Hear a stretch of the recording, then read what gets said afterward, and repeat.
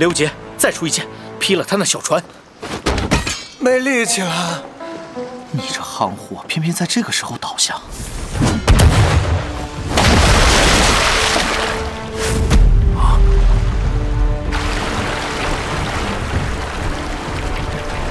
莲，我们来了。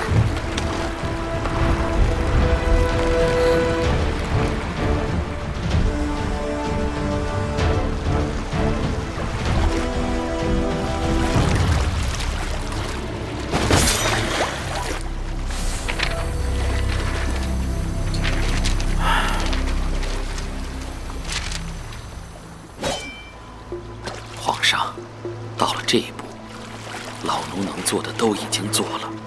若此行小楚河真能治好自己的隐脉归来，那么整座天启城，不是整个北离的形势，都将因此而改变吧。